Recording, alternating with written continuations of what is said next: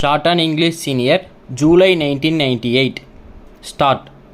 Dear friends, I am very happy to be with you all to discuss various subjects relating to the working class in our country. While going through the agenda papers, I have noticed that the industrial relations legislation is proposed to be modified completely to suit the needs of the labor and industries.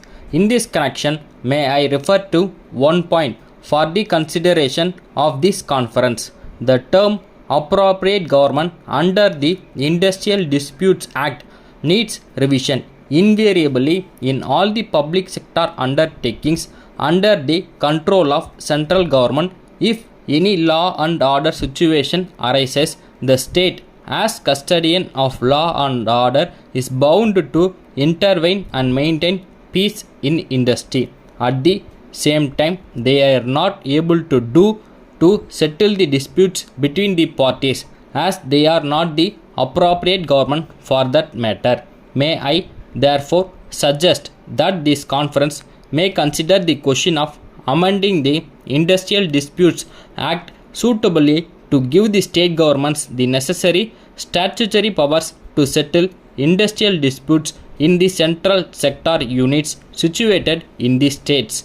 Another important suggestion I would like to place before this conference is that in various labor legislations, either for regulating the service conditions or for providing social security measures or welfare measures, the provision on number of workmen for application of these laws has been the main obstacle in the effective implementation of this legislation for the benefit of workmen. Wherever such ceiling exceeds in labor legislations, the employers resort to reduction of the number of workmen in their establishments to disown the obligation put on them. This has been considered by us, and we are of the opinion that the ceiling limit of workers in various beneficial labor legislations for their applications should be removed, so that the statutory benefits could be made available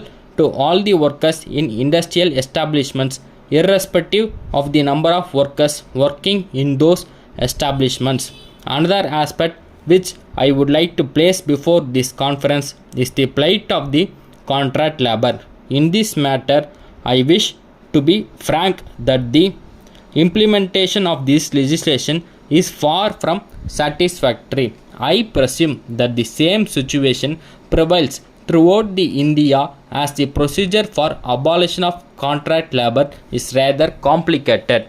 The problem is that the Contract Labor Act does not provide for any relief to the workman thrown out of employment by the abolition of contract labor.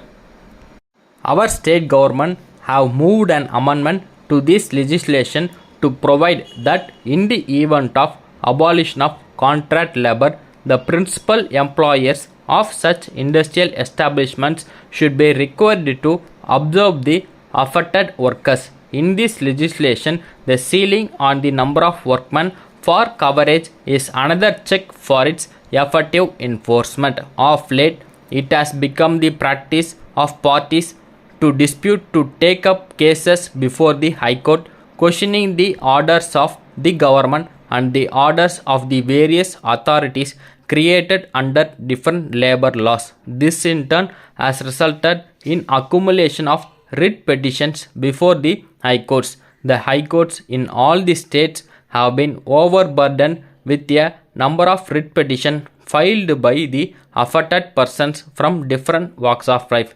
This conference may perhaps consider recommending to the Government of India for the creation of special benches in the state high courts exclusively for dealing with writ petitions arising out of the labor matters. This will benefit the employees in securing speedy justice. These progressive measures are essential for the benefit of the workers and the weaker sections of the society. Letter from the manager Chakrabani and Company, Kumbakonam, to the proprietor Krishna Traders, Chennai.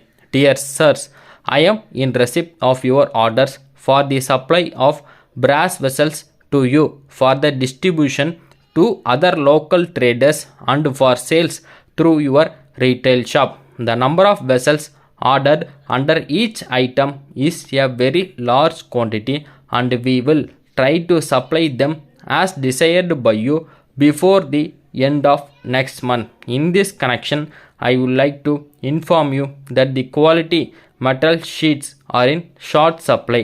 Therefore, we are making arrangements to procure them from various sources to meet the seasonal demand and to keep the schedule of supply to our customers. In fact, we are sending our representative to visit personally the bulk suppliers of metal sheets in North India to impress upon them the need to maintain timely supply and to ensure the dispatch of full quantity of ordered metal sheets.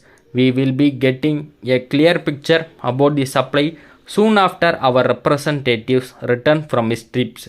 Meanwhile, we are engaging to dispatch the available quantity of quality vessels to you so that you can manage the immediate requirements. I would like to point out that a sum of rupees 50,000 is still due from you for the supply we made last month. I request you to kindly send this immediately without further delay and oblige. Thanking you, yours faithfully.